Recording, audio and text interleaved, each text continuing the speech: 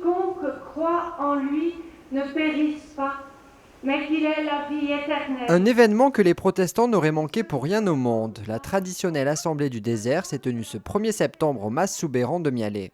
Je crois que c'est un signe identitaire, un moment de se rassembler pour une minorité qui est un peu disséminée, éparpillée sur toute la France. Un ressourcement, une écoute de la parole qui peut nous interpeller dans notre quotidien aussi, dans ce que nous vivons, dans ce que nous traversons, qui peut être des joies ou des épreuves.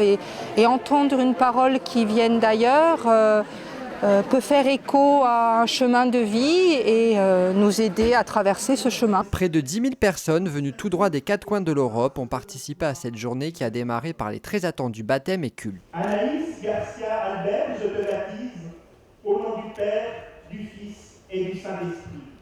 Amen. Fanny, avec l'Église universelle, voulez-vous confesser la foi chrétienne? Oui.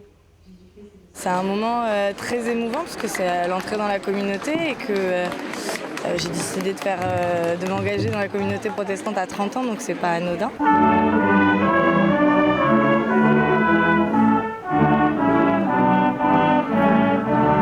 J'étais venue quand j'étais toute petite, donc là ça fait très longtemps que je n'étais pas venue. Oui, c'est un rassemblement important de rencontrer la communauté, de voir des gens d'un peu partout de la France qu'on a rencontrés, des pasteurs, etc.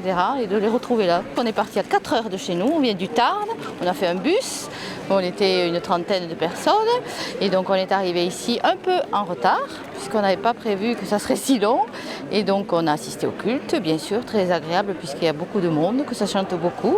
Ensuite on avait pris le pique-nique et donc la journée continuera pour l'après-midi par une conférence et puis ensuite on rentrera chez nous rapidement parce que demain c'est la rentrée. Voilà.